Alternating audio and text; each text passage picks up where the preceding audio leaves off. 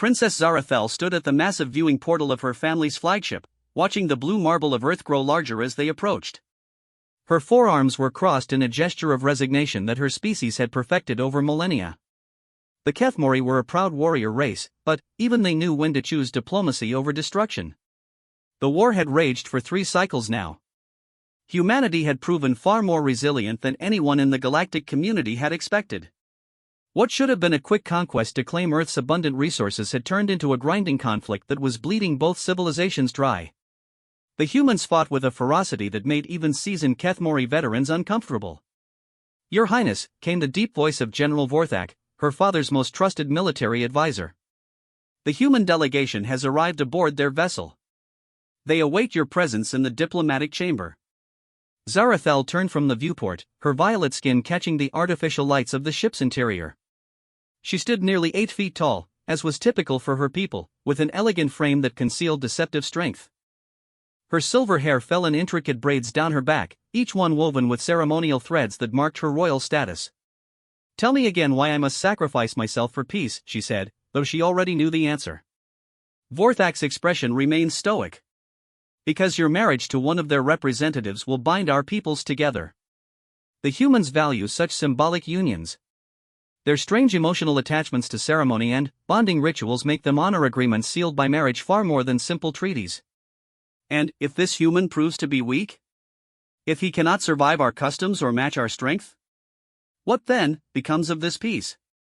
Intelligence reports suggest the human they have chosen is adequate. His name is Marcus Chen, a former soldier who now serves in their diplomatic corps. He has combat experience and has been briefed on our culture. He understands what this marriage means for both our peoples." Zarathel sighed, a sound that came out as a low harmonic due to her species' dual vocal cords. She had always known this day would come. Royal children were raised with the understanding that their personal desires came second to the needs of their people. Still, the thought of binding herself to an alien, especially one from a species so different from her own, filled her with unease. The human delegation was smaller than she had expected when she entered the diplomatic chamber. Only 5 individuals sat at the curved table, looking almost fragile in their simple clothing compared to the armored Kethmori officials who flanked them. At the center sat a man she assumed must be Marcus Chen. He was not what she had expected. Marcus appeared to be in his early 30s by human standards, with dark hair and calm brown eyes that seemed to take in everything around him without betraying his thoughts. He was well built but not exceptionally large, even by human standards. Certainly nothing compared to the impressive physique expected of Kethmori males. When he stood to greet her, she noted he was barely 6 feet tall, making her tower over him significantly. "Your Highness," he said, offering what she recognized as a respectful bow. His voice was steady, neither nervous nor overly confident. "I am Marcus Chen. I am honored to meet you." She studied his face as he straightened. There was something in his eyes, a depth that spoke of experiences beyond his apparent youth. Perhaps there was more to this human than first appearances suggested. "Marcus Chen," she replied formally. "I am Princess Zarathel of the Kethmori Empire. I understand you have volunteered for this union." "I have. I believe this marriage can bring peace between our peoples, and I am committed to making it work." Over the following hours, they discussed the terms of the arrangement. The marriage would be conducted according to both human and Kethmori traditions. Marcus would come to live on the Kethmori homeworld, where he would be expected to adapt to their customs and prove himself worthy of his new position. In return, the war would end, and both civilizations would work toward establishing trade and cultural exchange. What surprised Zarathel was Marcus's thoughtful questions about her culture. He asked about Kethmori history, their values, their social structure. Most aliens who encountered her people focused solely on their military might or technological advancement. Marcus seemed genuinely interested in understanding them as individuals. "Your people value strength above all else," Marcus said during one of their private conversations. "But what does strength mean to the Kethmori? Is it only physical prowess, or something more?" "Strength takes many forms," Zarathel replied, surprised by the depth of his question. "Physical strength, yes, but also strength of will, strength of character, strength of purpose. A true warrior embodies all of these qualities. And what happens to those who cannot meet these standards? They find other ways to serve. Not all Kethmori are warriors. We have scientists, artists, engineers. But all are expected to possess the strength to face challenges and overcome them. Marcus nodded thoughtfully. In human culture, we have a saying. Still waters run deep. Sometimes the greatest strength is not immediately visible. The wedding ceremony took place a week later aboard the Kethmori flagship. It was a blend of traditions that felt strange to both participants. Zarathel wore the traditional silver armor of a Kethmori bride, while Marcus had been provided with ceremonial robes that incorporated elements of both cultures. The ritual itself was complex, involving exchanges of weapons, vows spoken in both languages, and a symbolic sharing of blood that made Marcus slightly pale but which he completed without hesitation. When it was finished, they were bound not just by law but by the sacred traditions of both peoples. As they prepared to depart for the Kethmori homeworld, Zarathel found herself studying her new husband with growing curiosity. He had handled every aspect of the ceremony with quiet dignity, never showing fear or discomfort despite being surrounded by beings who could easily overpower him. There was something almost unsettling about his calm composure. The journey to Kethmor took 2 weeks through hyperspace. During this time, Marcus spent his days learning the language and customs of his new home. Zarathel was assigned to assist in his education, and she found herself impressed by how quickly he absorbed information. His memory was excellent, and he seemed to have a natural talent for languages. Your brain patterns are unusual for a human, she commented one day as they reviewed Kethmori's social protocols. Most of your species require much more time to process new information. I've had some experience with rapid learning, Marcus replied simply. My previous work required adaptability. You were a soldier, yes? What kind of combat did you see? Marcus was quiet for a long moment. Various kinds. Mostly situations that required quick thinking and adaptation to survive. There was something in his tone that suggested he did not want to elaborate, so Zarathel did not press. But she filed away the information, along with her growing list of observations about her enigmatic husband. When they finally arrived at Kethmor, the homeworld's massive cities sprawled across continents under twin suns. The architecture was imposing, built to accommodate the Kethmori's impressive size and to project strength. Everything was constructed from materials that could withstand both time and conflict, reflecting the martial nature of the culture. Marcus said little as they toured the capital city, but Zarathel noticed his eyes constantly moving, taking in details of defensive positions, traffic patterns, and the behavior of the citizens. It was the way a military mind assessed a new environment, she realized. Perhaps his diplomatic position was more recent than his military background. They were housed in the royal complex, a massive fortress that served as both palace and military headquarters. Marcus was given quarters adjacent to Zarathel's, connected by a common area where they could meet and continue his cultural education. The arrangement was formal but not uncomfortable. That evening, as they shared their first meal on Kethmor, Zarathel decided to test her husband's commitment to their union. Tomorrow you will be presented to the court of warriors, she informed him. It is customary for the spouse of a royal to demonstrate their worthiness through combat trials. Marcus paused in his eating, but his expression remained calm. What kind of trials? Single combat against chosen champions. 3 rounds, using traditional Kethmori weapons. You will not be expected to win, as you are human, but you must show courage and honor. I see. And if I refuse? Then, our marriage will be seen as invalid, and you will be returned to Earth in disgrace. The peace treaty will be void. Marcus nodded slowly. Then, I accept the trials. His acceptance came so readily that Zarathel felt a moment of concern. Did he not understand what he was agreeing to? Kethmori warriors were among the most formidable fighters in the galaxy. Even their ceremonial trials could result in serious injury or death for those unprepared. Marcus, she said carefully, these trials are not symbolic gestures. The champions will fight to test you truly. You could be seriously hurt. I understand, he replied, meeting her eyes directly. I gave my word to make this marriage work. If proving myself in combat is required, then that is what I will do. That night, Zarathel lay awake thinking about the humans sleeping in the adjacent quarters.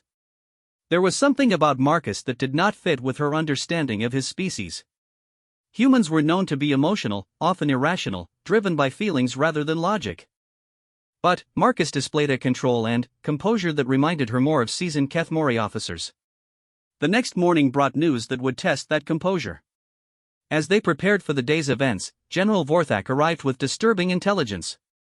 "Princess," he said grimly, "we have received reports of raids on our outer colonies. The attacks appear to be coordinated, and the tactics suggest involvement by the Veltar Consortium." The Veltar were another spacefaring species, one that had long harbored ambitions of expanding into both Kethmori and human territory. If they were taking advantage of the recent peace to launch attacks, it could destabilize everything. "How serious are these raids?" Zarathel asked. "Serious enough. 3 colonies have gone silent, and the 4th managed to send only a brief distress signal before communications were cut." Marcus, who had been listening quietly, spoke up. "What kind of forces does the Veltar Consortium typically deploy?" Vorthak looked at him with surprise, as if he had forgotten the human was present. "Fast attack ships, primarily. They rely on speed and surprise rather than prolonged engagement. Their ground forces use energy weapons and light armor." "What's their preferred tactical approach?" "Hit and run. They strike quickly at defensive weak points, extract what resources they can, and retreat before reinforcements can arrive." Marcus nodded thoughtfully. "And your response protocol?" "Dispatch heavy cruisers to the affected areas. Our ships are more powerful, but they take time to arrive. By which time the raiders are long gone," Marcus observed. "Exactly. It is a frustrating pattern." Zarathel watched this exchange with growing interest. Marcus was asking the kinds of questions that experienced military leaders asked. His diplomatic background clearly included significant strategic training. "The combat trials will proceed as scheduled," Vorthak continued. "The Court of Warriors expects to see the human prove himself today, regardless of external circumstances." As they made their way to the arena where the trials would take place, Zarathel found herself walking beside Marcus in contemplative silence. The arena was an ancient structure, carved from black stone and designed to showcase individual combat. Thousands of Kethmori citizens filled the tiered seating, eager to see how the alien would perform.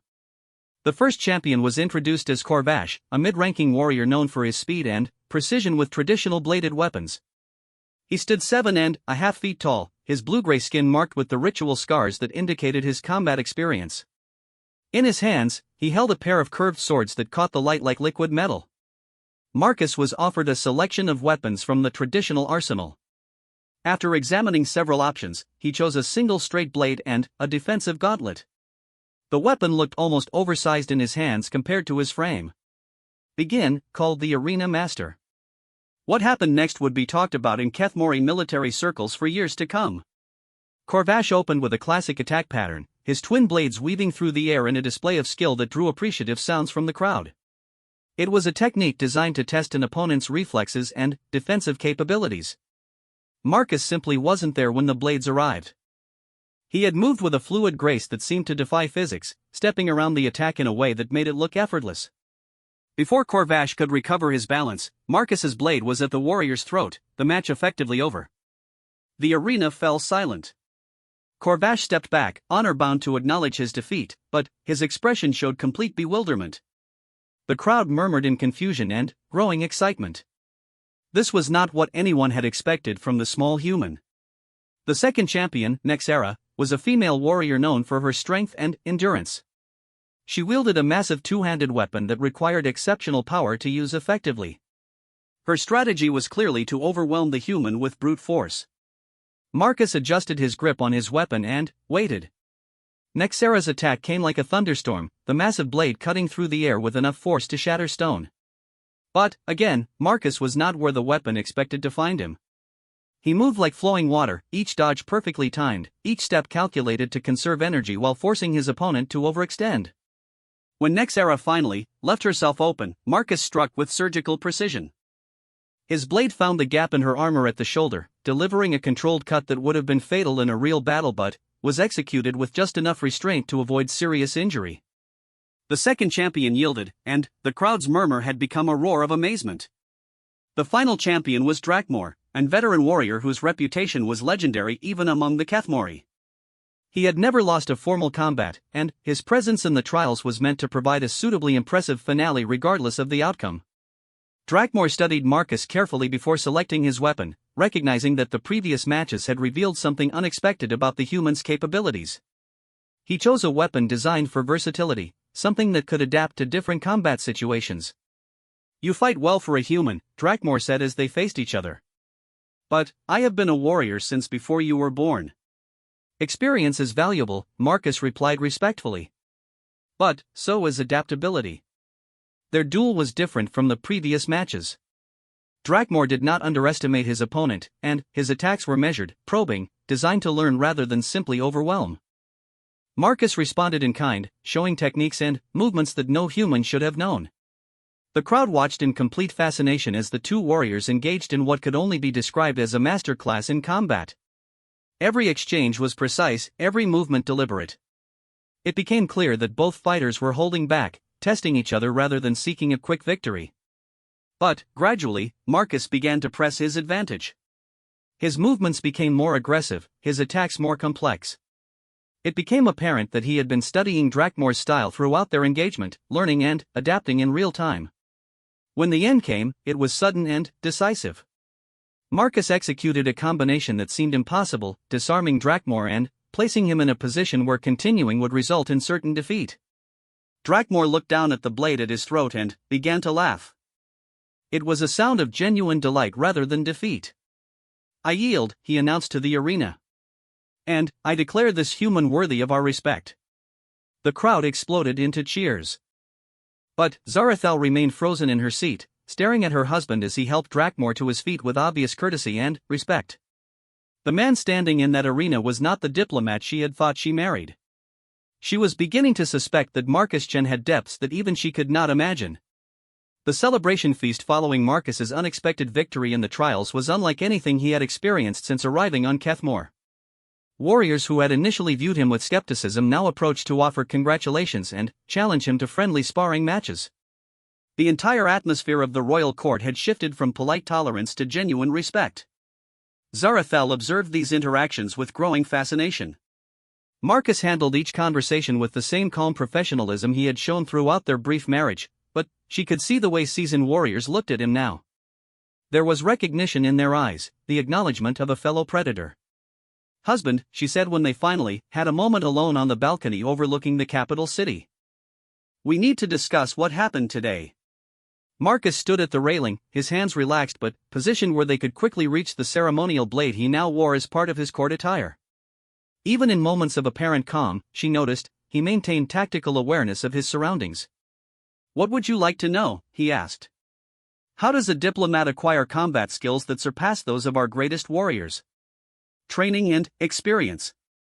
That is not an answer. That is evasion." Marcus turned to face her, and, for a moment she saw something flicker in his eyes.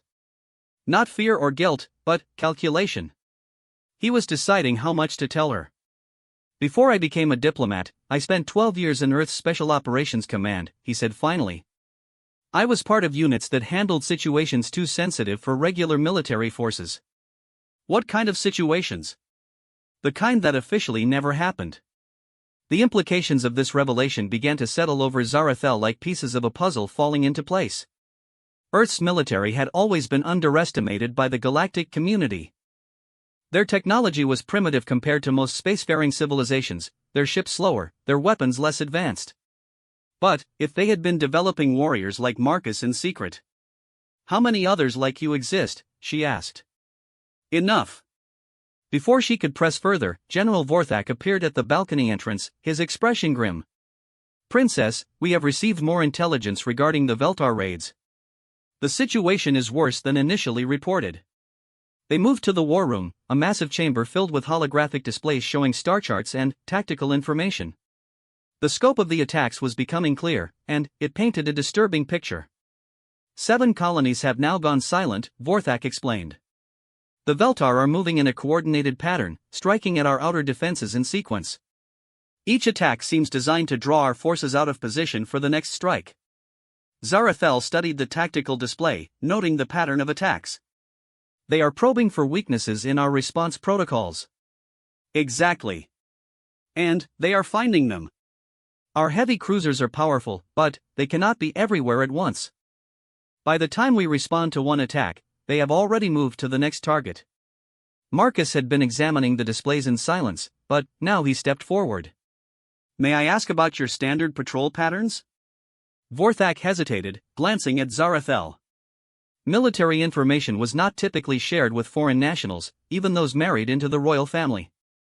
Answer him, Zarathel said.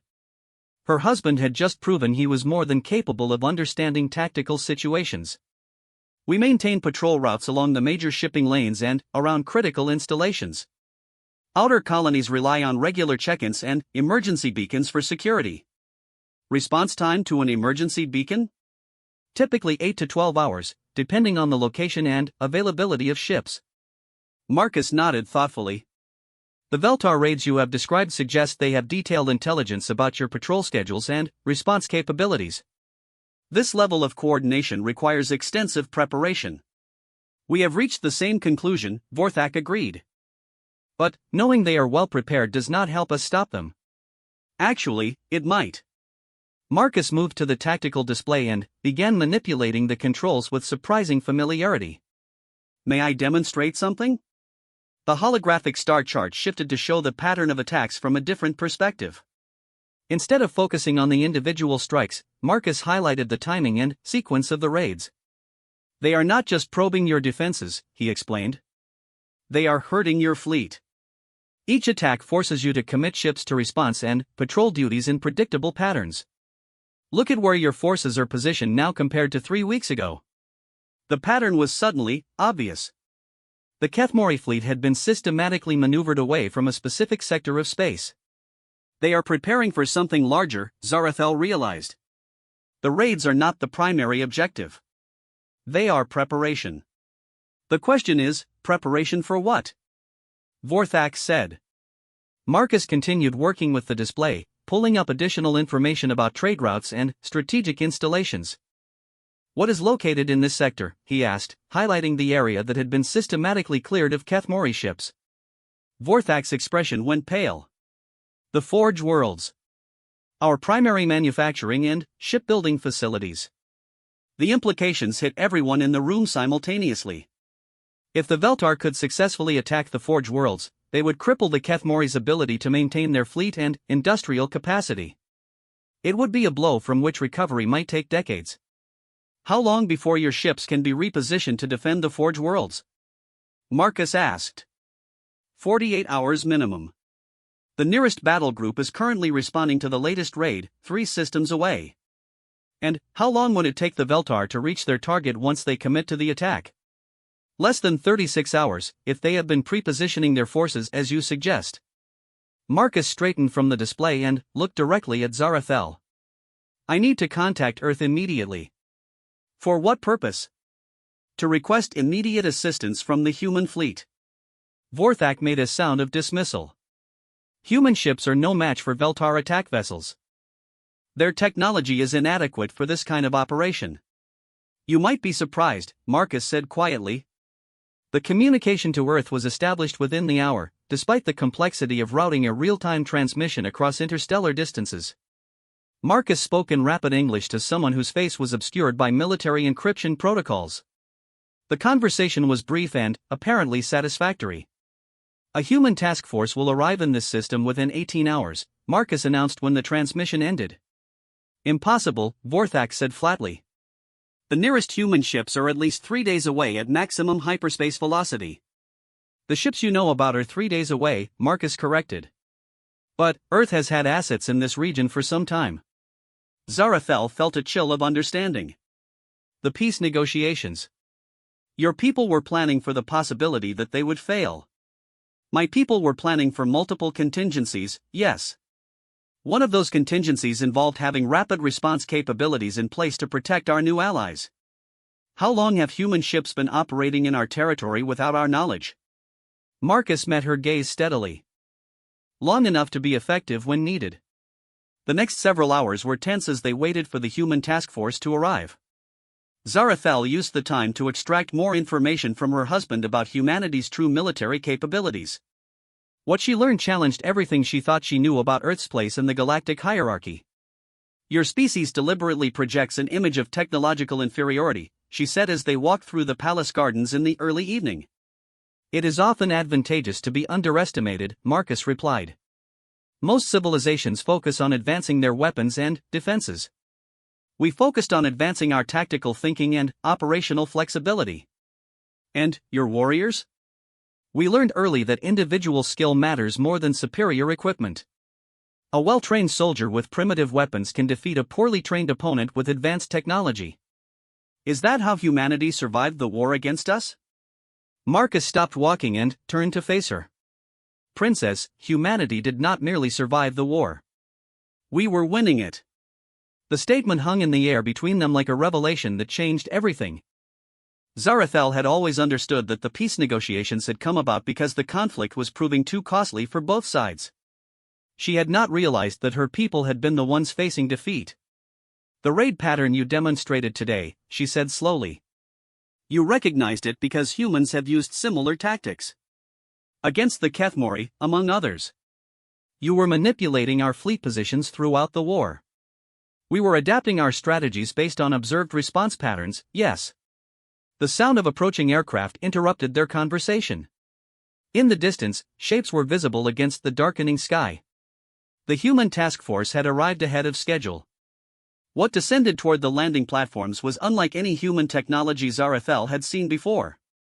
The ships were sleek and angular, with design characteristics that suggested both speed and stealth capabilities. They moved with a fluid grace that belied their obvious size and power. Those are not the ships we faced during the war, she observed. No. Those were older designs, built for different purposes. As the lead ship touched down, Zarathel noted the complete absence of sound from its engines. Whatever propulsion technology it used was far more advanced than anything in current Kethmori arsenals. The ship's boarding ramp lowered, and a small group of figures emerged. They wore armor that seemed to absorb light rather than reflect it, making them difficult to focus on clearly. When they removed their helmets, Zarathel was surprised to see that the unit consisted of both men and women, all carrying themselves with the same quiet confidence she had learned to recognize in Marcus. Colonel Chen, the unit leader said, approaching with a respectful nod. Good to see you again, sir. Captain Rodriguez, Marcus replied. What is your assessment of the situation? Our monitoring stations detected Veltar fleet movements beginning approximately 6 hours ago. They are converging on the Forge worlds as predicted. Estimated arrival in 22 hours. Opposition strength? Significant. At least 40 attack vessels, plus support ships. They have committed major resources to this operation. General Vorthak, who had been listening to this exchange with growing amazement, stepped forward. How do human monitoring stations have data on fleet movements we ourselves have not detected? Captain Rodriguez glanced at Marcus, who nodded permission to answer. We have been tracking Veltar movements for several weeks, General. Our intelligence gathering methods are somewhat different from yours. What exactly are you proposing to do against 40 attack vessels? Vorthak asked. How many ships do you have? 12. The silence that followed this statement was profound. Even accounting for technological advantages, 12 ships against 40 seemed suicidal. Our ships are designed for different operational parameters than yours, Marcus explained. We do not engage in direct confrontation when other options are available. Over the next few hours, as the human officers worked with Kethmori command staff to coordinate the defense of the Forge worlds, Zarathel began to understand the true scope of humanity's military evolution. Their ships were not built to win battles through superior firepower. They were designed to win wars through superior strategy and execution. The human plan was elegant in its simplicity and terrifying in its implications. Rather than attempting to defend the Forge worlds directly, they would allow the Veltar to commit to their attack. Once the enemy fleet was fully engaged and unable to retreat quickly, the human ships would strike at carefully chosen targets to create maximum disruption with minimal force. You are going to use their own coordination against them, Zarathel realized as she studied the tactical projections. Precisely, Captain Rodriguez confirmed. Large, coordinated operations require extensive communication and command structures. Disrupt those structures at the right moment, and the entire operation collapses. And if your timing is incorrect? Then, the Forge worlds fall, and we reassess our approach. The casual acceptance of potential failure in the service of a larger strategy was distinctly human, Zarathel realized. Her people would have committed everything to preventing any loss. Humans were willing to accept smaller defeats in pursuit of larger victories. As the human task force prepared to depart for their intercept positions, Marcus took Zarathel aside for a private conversation. "I need you to understand something," he said. "What you are about to witness may change how you see both our peoples. You mean it will show me how thoroughly humanity has been concealing their true capabilities. It will show you that the war between our peoples was never the conflict either side thought it was. We were not fighting for survival. We were fighting to establish our place in a galaxy that had underestimated us. And, now we are allies. But, that alliance is built on the understanding that humanity is not a junior partner in this relationship." The next morning brought news that the Veltar fleet had begun their final approach to the Forge worlds. Long-range sensors tracked their progress as they moved in perfect formation toward their target. From all appearances, they had no idea that human forces were in the area. Zarathel watched the tactical displays from the palace war room, surrounded by Kethmori officers who were learning to appreciate the complexity of human military thinking. The first phase of the operation involved positioning the human ships to intercept key communications nodes within the Veltar fleet. "Strike in 3 minutes," Captain Rodriguez reported from her flagship. "Confirmed," Marcus replied. He had remained at the palace to coordinate between human and Kethmori forces, but his attention was clearly focused on the developing battle. When the attack began, it was nothing like the massive exchanges of fire that characterize typical space combat. The human ship struck with surgical precision, targeting specific systems on selected Veltar vessels. Command ships found their communications arrays destroyed. Coordination vessels lost their sensor networks. Supply ships suffered engine failures that left them unable to maintain formation. Within 15 minutes, the organized Veltar fleet had become a scattered collection of individual ships, each trying to complete their mission without central coordination or mutual support. "Phase 2 initiating," Rodriguez reported. The second phase targeted the Veltar ship's ability to retreat. Engine systems were disabled, hyperspace generators were destroyed, and navigation computers were infected with viruses that made escape impossible. The enemy fleet found itself stranded in normal space, unable to fight effectively or withdraw from the engagement. "Veltar fleet is requesting terms for surrender," the communications officer announced. The entire engagement had lasted less than 30 minutes. General Vorthak stared at the tactical display in stunned silence. "They never fired their main weapons," he said finally. "They did not need to," Marcus replied. "Sometimes the most effective battles are won without firing a shot." As reports continued to arrive from the engagement zone, Zarathel found herself re-evaluating everything she thought she knew about warfare, technology, and the balance of power in their region of space. The humans had not just prevented an attack on Kethmori territory. They had done so in a way that demonstrated capabilities far beyond anything previously imagined. That evening, as they prepared for bed in their shared quarters, Zarathel confronted her husband about the larger implications of what had occurred. "The marriage between us was never about securing peace," she said. "It was about establishing humanity's position as an equal partner rather than a conquered territory." Marcus paused in removing his formal court attire. "The marriage is about many things. Peace between our peoples. Mutual understanding. Shared security interests. But also about demonstrating that humanity is not to be underestimated in the future."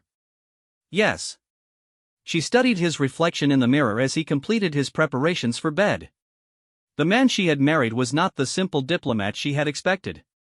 He was a representative of a civilization that had been playing a much deeper game than anyone realized. "How long have your people been planning this? The demonstration of capabilities, the strategic positioning, the entire operation?" "Since the moment we realized that peaceful coexistence would require mutual respect rather than human submission." "And, if we had refused the marriage proposal? If we had continued the war?" Marcus turned to face her directly. "Then, you would have discovered our capabilities under much less pleasant circumstances." The quiet threat in his voice was unmistakable, but it was delivered without anger or hostility. It was simply a statement of fact, the acknowledgement of a reality that had always existed beneath the surface of their diplomatic negotiations. "I am beginning to understand why you accepted the combat trials so readily," she said. It was important to establish that respect early in our relationship. And, now? What comes next? Now we build the alliance our marriage was designed to create. But, we build it with a clear understanding of what each side brings to the partnership.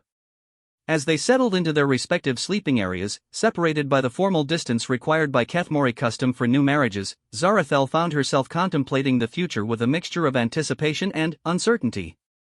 Her husband had proven to be far more complex than she had imagined, and humanity itself had revealed depths that challenged everything her people thought they knew about the galaxy. Tomorrow would bring new challenges and new revelations, but tonight she lay awake thinking about the man sleeping nearby and wondering what other surprises he might have in store. 3 months had passed since the Veltar incident, and life in the Kethmori royal court had settled into a routine that Zarathel found both comfortable and unsettling. Marcus had adapted to his role as prince consort with the same methodical efficiency he brought to everything else. He attended court functions, participated in diplomatic meetings, and continued his combat training with Kethmori instructors who were now genuinely eager to learn from him. But Zarathel sensed undercurrents of tension that went beyond simple cultural adjustment.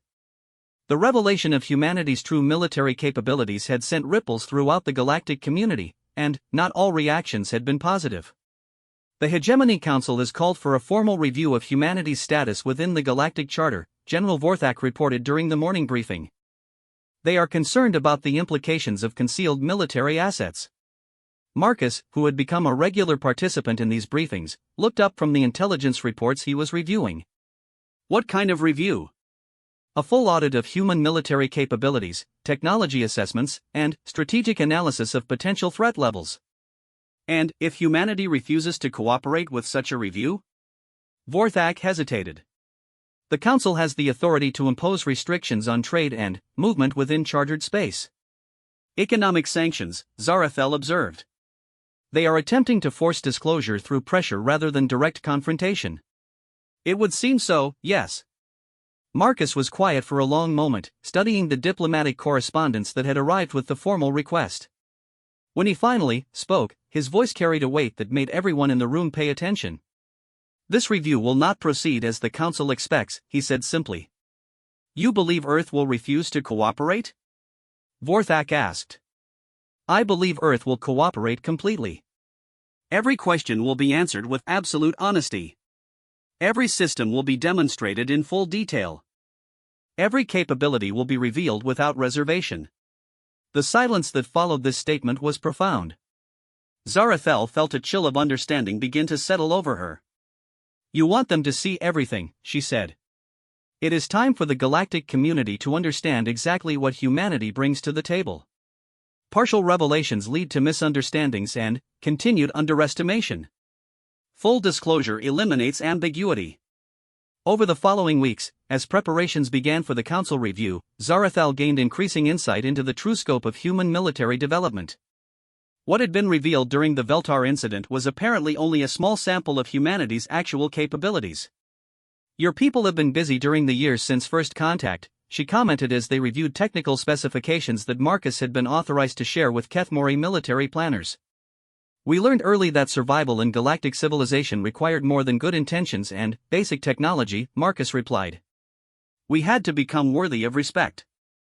The documents spread across their table told a story of unprecedented military innovation. Human engineers had not simply copied existing galactic technologies. They had developed entirely new approaches to warfare, communication, logistics, and strategic thinking. This stealth technology, Zarathel said, pointing to a technical diagram. It does not work by masking energy signatures.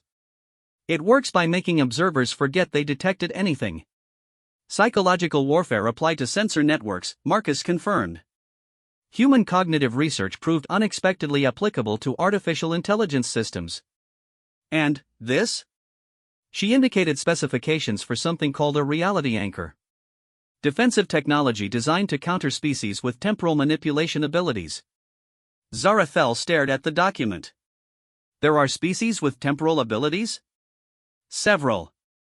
Most galactic civilizations are not aware of them because they are very good at avoiding detection.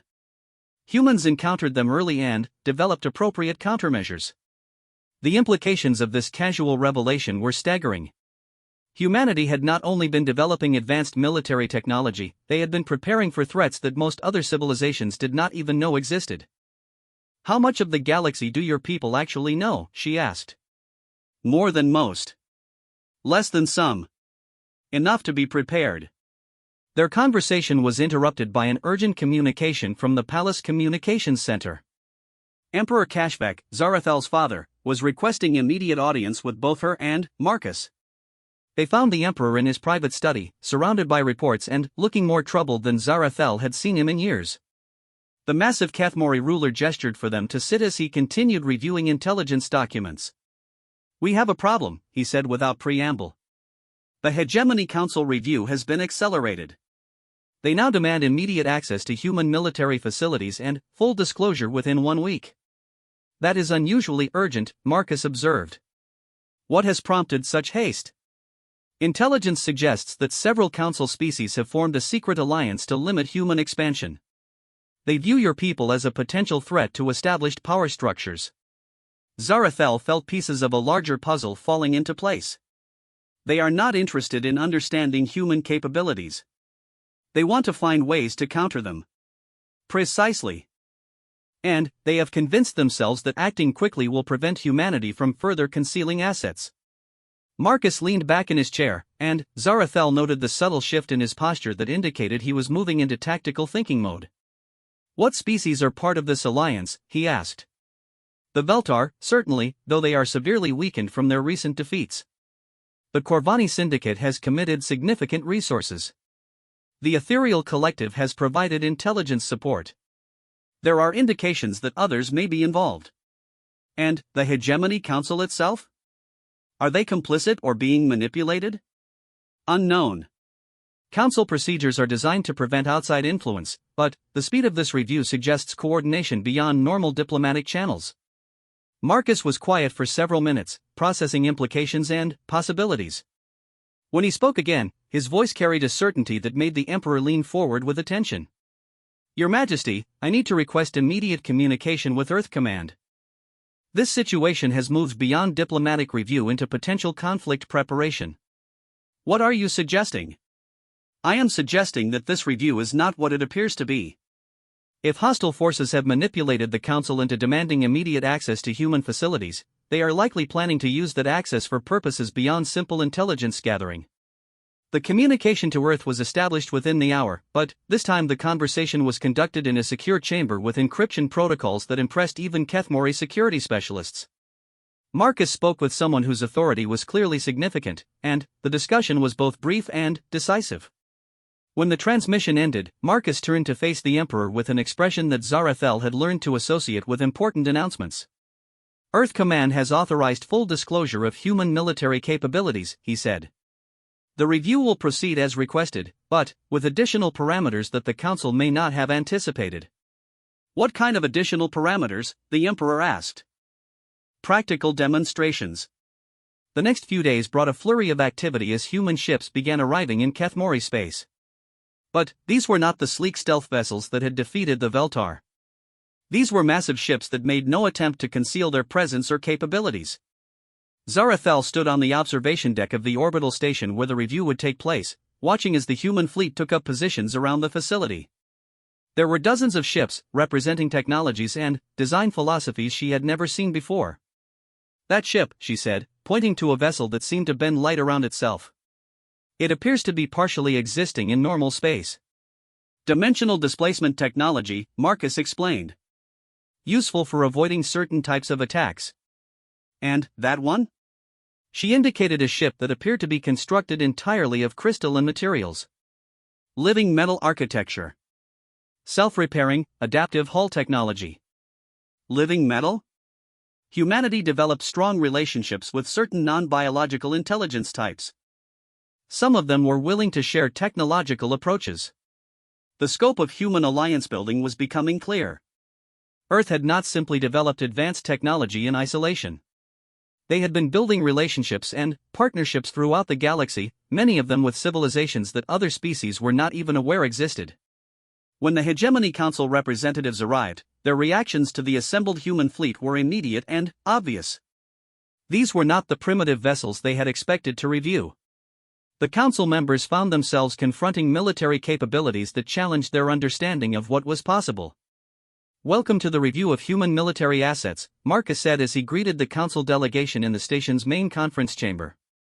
"We are prepared to demonstrate any capabilities you wish to examine." The lead counselor, a representative of the Corvani Syndicate, stepped forward with obvious confidence. "We require detailed technical specifications for all vessels present, complete tactical doctrine reviews, and access to command and control systems." "Certainly," Marcus replied. "Would you prefer to begin with defensive systems or offensive capabilities?" "Defensive systems will be adequate." Marcus activated a holographic display that filled the chamber with technical diagrams and performance specifications. What appeared was beyond anything the council had anticipated. Primary defensive systems include quantum uncertainty fields, temporal displacement barriers, and consciousness-based attack deflection. Marcus began, as if he were discussing routine equipment. "Consciousness-based defense," the counselor interrupted. "Attacks that target the awareness or decision-making capabilities of enemy forces rather than their physical systems." Humans discovered early that many conflicts can be resolved by convincing opponents that fighting is not in their best interests. The presentation continued for hours, with each revealed capability more impressive than the last. Human technology had advanced beyond simple improvements on existing galactic standards. They had developed entirely new categories of warfare and defense. But the real shock came when Marcus began demonstrating practical applications. "Observer ship Meridian, please demonstrate defensive field activation," he said into his communication device. One of the human vessels in the distance suddenly became impossible to look at directly. Not invisible, but somehow painful to focus on, as if the observer's mind refused to process what it was seeing. "The field creates a psychological barrier that prevents hostile intent from forming against the protected vessel," Marcus explained calmly. "Enemies literally cannot decide to attack it." "That is not possible," the Corvani representative said flatly. "Would you like to attempt to target the vessel with your ship's weapons?" Marcus offered. The counselor tried to give the order, but found himself unable to complete the command. Every time he attempted to focus on attacking the human ship, his attention was deflected to other concerns. "This is a form of mental manipulation," he accused.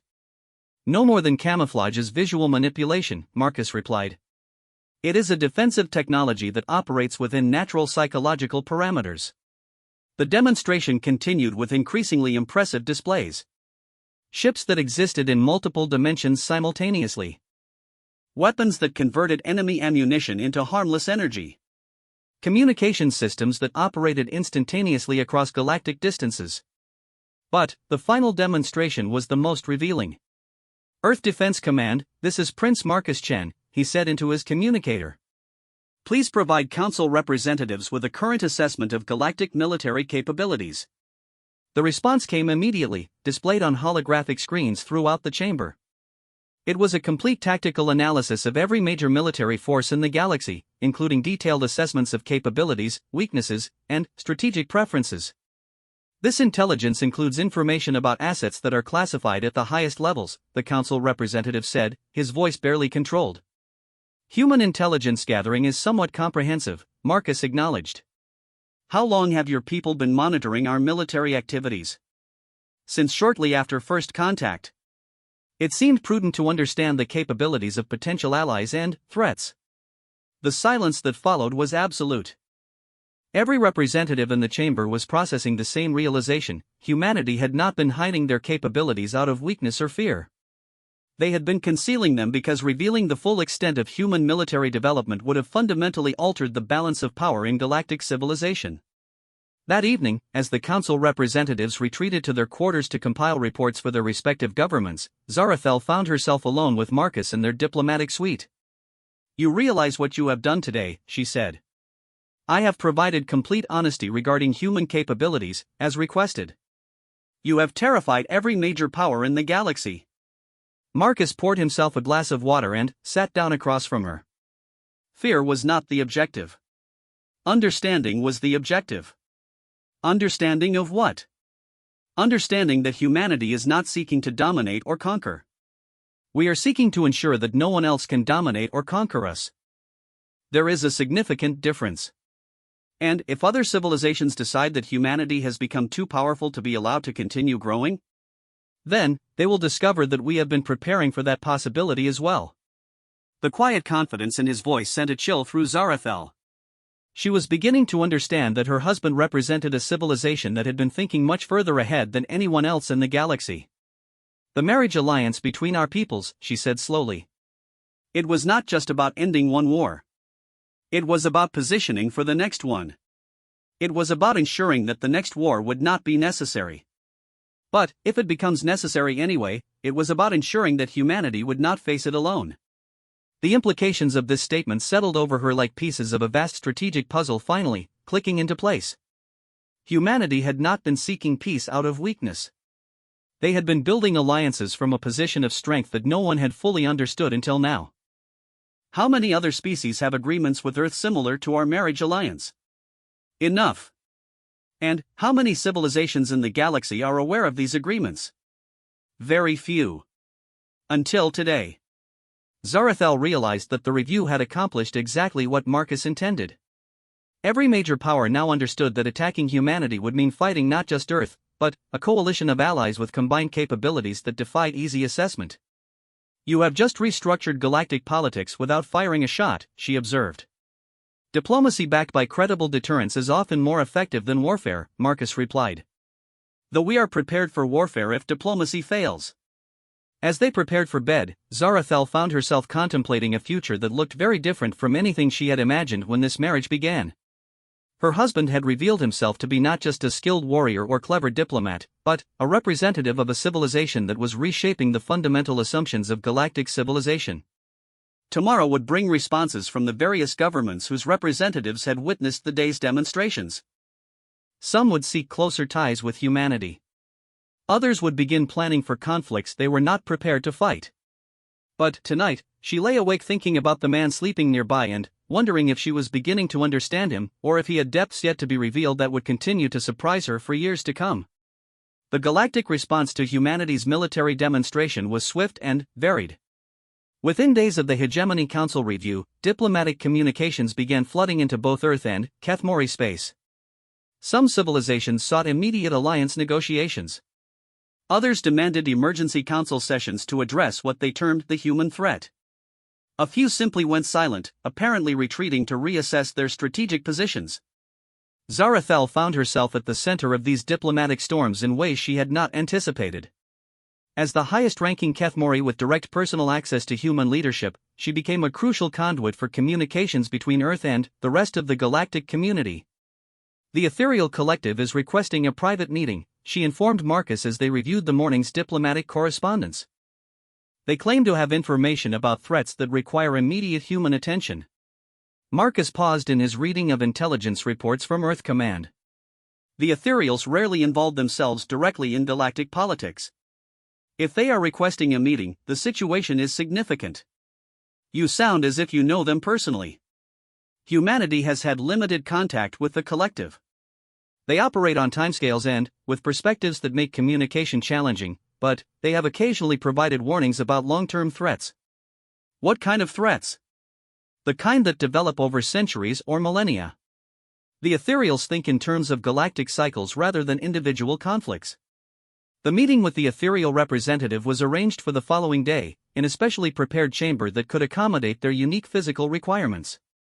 Zarathel had never seen an Ethereal in person, and she found the experience both fascinating and unsettling.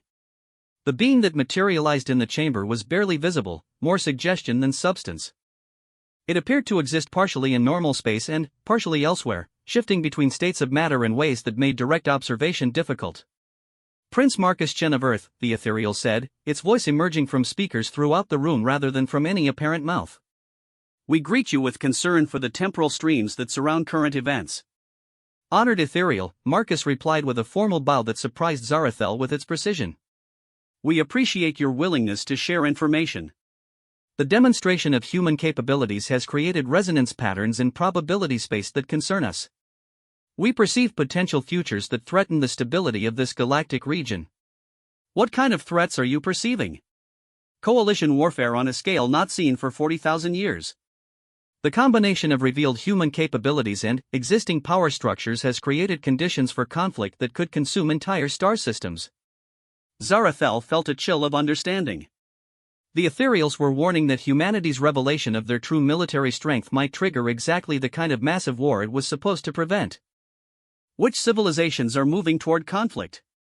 Marcus asked. The Corvani Syndicate is building what they call a defensive alliance, but which probability analysis suggests will become an aggressive coalition. The Veltar remnants are providing intelligence about human tactical preferences. Several other species are contributing resources in exchange for promises of shared territory after human expansion is contained. How much time do we have before this coalition moves to active hostilities? Current probability streams suggest 6 to 8 standard months before the coalition achieves sufficient coordination to begin offensive operations. Marcus was quiet for several minutes, processing the implications of this timeline. When he spoke again, his voice carried the weight of difficult decisions. What would the Ethereal Collective consider an acceptable resolution to this situation? The restoration of strategic balance through either significant reduction in human capabilities or significant increase in coalition costs for aggressive action. In other words, we either make ourselves weaker or make them more afraid to attack us. Crudely stated, but essentially accurate. After the ethereal representative departed, Marcus immediately requested secure communication with Earth Command. The conversation was longer than usual and conducted in what Zarathel recognized as military code phrases that concealed the true content of the discussion from potential listeners. What did Earth Command recommend? She asked when the transmission ended. Option 3, Marcus replied grimly. Which is? Demonstration of consequences. Over the following weeks, Zarathel watched as Marcus coordinated with human forces throughout the region in preparation for what he termed preventive diplomacy. The plan was complex, involving precise timing and multiple moving parts, but its basic objective was straightforward: convince potential enemies that attacking humanity would cost far more than they could afford to pay. The first phase began with intelligence operations that revealed the full scope of the coalition being assembled against humanity. Earth Command released detailed information about secret meetings, resource transfers, and military preparations that had been conducted under supposedly secure conditions. How did your people obtain recordings of closed council sessions? Zarathel asked as she reviewed intelligence reports that included exact transcripts of private conversations between coalition leaders. Human intelligence gathering methods are comprehensive, Marcus replied, offering his standard non-explanation. Marcus, these recordings include conversations that took place in locations that are supposed to be impossible to monitor. Council chambers with quantum isolation fields, private ships with advanced countermeasures, even personal meetings in heavily guarded facilities. Yes. That level of intelligence penetration requires capabilities beyond anything revealed during the military review. Marcus met her gaze directly. The military review covered defensive and offensive capabilities. It did not address intelligence gathering, logistics coordination, or strategic planning systems. The implication was clear. Humanity had revealed impressive military technology, but that was only one aspect of their overall capabilities. Their intelligence networks, strategic planning systems, and operational coordination abilities remained largely concealed. The second phase involved economic pressure applied with surgical precision. Coalition species suddenly found their trade routes experiencing unusual delays, their communication systems suffering mysterious glitches, and their financial networks encountering processing errors that cascaded through their economies. None of the disruptions are large enough to constitute acts of war, Marcus explained as reports arrived of growing chaos in coalition territories. But, taken together, they demonstrate that human capabilities extend far beyond military applications. You are showing them that you can disrupt their civilizations without firing a shot. We are showing them that conflict with humanity would affect far more than their military forces. The third phase was the most dramatic. Human ships began appearing throughout coalition territory, not as invasion forces but as rescue operations. When the economic disruptions created supply shortages and transportation failures, human vessels arrived to provide assistance, medical supplies, and emergency services. You are helping the very people who are planning to attack you, Zarathel observed as she watched reports of human aid operations. We are demonstrating that humanity is capable of being either a valuable ally or a devastating enemy. The choice is theirs. The psychological impact of this strategy was profound. Coalition populations found themselves dependent on human assistance to cope with problems that their own governments could not solve. Support for aggressive action against humanity began to evaporate as citizens realized that conflict would eliminate the very help they had come to rely upon. But not all coalition leaders were willing to abandon their plans. The crisis came when the Corvani Syndicate launched a surprise attack on a human aid convoy, apparently believing that destroying a few relief ships would restore their credibility with their own population and demonstrate that humans could be defeated. They were catastrophically wrong. The attack was detected before it began, intercepted before it could be completed, and the entire Corvani attack force found themselves disabled and captured within minutes of engaging their targets. But the human response went far beyond simple defense of their ships.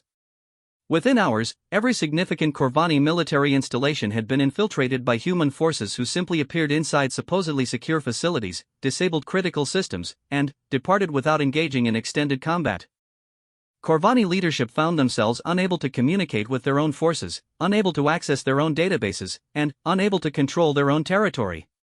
How did human soldiers appear inside installations that were protected by energy barriers and quantum locks? The Corvani ambassador demanded during the emergency diplomatic session that followed.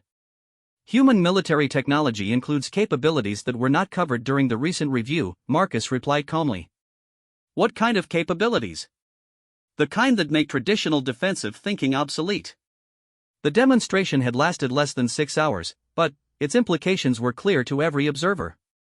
Humanity possessed infiltration and assault capabilities that made conventional defenses meaningless. Any civilization that chose to fight them would find themselves unable to protect their most critical assets. The coalition collapsed within days. The Veltar have formally requested amnesty in exchange for providing intelligence about remaining hostile elements, General Vorthak reported during the daily briefing. The Corvani Syndicate has petitioned for immediate peace negotiations. 3 other species have withdrawn from all military agreements and are seeking direct alliance discussions with Earth. And the ethereal collective's assessment of future probability streams? Marcus asked. They report that the likelihood of large-scale conflict has decreased significantly. Current projections suggest stable peace for at least several centuries. That evening, as Zarathel and Marcus shared dinner in their private quarters, she found herself reflecting on the transformation of galactic politics that had occurred over the past few months. You have fundamentally altered the balance of power in this region of space, she said. We have clarified the existing balance of power, Marcus corrected. The capabilities were always there. We simply made them visible when concealment became counterproductive. And, now? What happens to humanity's role in galactic civilization? Now we build the kind of civilization we want to live in. One based on cooperation rather than conquest, mutual benefit rather than exploitation. But, backed by the understanding that anyone who threatens that civilization will face consequences they cannot survive. Peace requires both the will to cooperate and the ability to defend against those who refuse to cooperate. Zarathel studied her husband's face in the soft light of their dining area. The man she had married for political necessity had proven to be a representative of a civilization that thought in terms of centuries and planned for contingencies that others could not imagine. I have a question that I have been afraid to ask, she said finally. Ask it. How long have your people been planning for the eventual unification of galactic civilization under human leadership? Marcus was quiet for a long moment, considering his answer carefully. Humanity is not seeking to lead galactic civilization, he said finally. We are seeking to ensure that galactic civilization develops in directions that benefit everyone rather than just the strongest or most aggressive species. That is not the same as saying you have not been planning for it. No. It is not the same as saying that. The admission hung in the air between them, carrying implications that would take time to fully understand. Humanity was not seeking conquest in the traditional sense, but they were clearly working toward a future where their values and approaches shaped the development of galactic civilization. And my role in this future? Zarathel asked. Your role is whatever you choose to make it. Our marriage began as a political arrangement, but it has become something more complex. You are my wife, but you are also a bridge between our civilizations and a voice in decisions that will affect both our peoples. Do you believe our marriage can become something genuine rather than simply political? Marcus reached across the table and took her hand in his, the first truly personal gesture he had made since their wedding. I hope it can, he said. but that depends on both of us choosing to make it genuine. As they sat together in comfortable silence, Zarathel realized that her marriage to Marcus had become something she had not expected. Not just a political alliance, but a partnership in building a future that neither of their civilizations could create alone. Tomorrow would bring new challenges and new decisions, but tonight she found herself looking forward to discovering what kind of future she and Marcus could build together. 2 years had passed since the coalition crisis, and the changes in galactic civilization were profound. What had begun as a marriage alliance between two species had evolved into the foundation for a new form of interstellar cooperation. The Terran-Kethmori alliance had become the model that other civilizations sought to emulate, combining human strategic thinking with Kethmori warrior traditions to create something unprecedented. Zarathel stood in the command center of the new joint diplomatic station, watching as representatives from dozens of species worked together to coordinate responses to challenges that no single civilization could handle alone. The station itself was a marvel of combined technology, incorporating human adaptive systems with Kethmori durability and innovations from a dozen other species. The Outer Rim colonies are reporting successful completion of the terraforming project, reported Commander Sarah Chan, one of Marcus's former military colleagues who now served as the station's operations coordinator. The new agricultural worlds will be ready for settlement within 6 months. And the population selection process?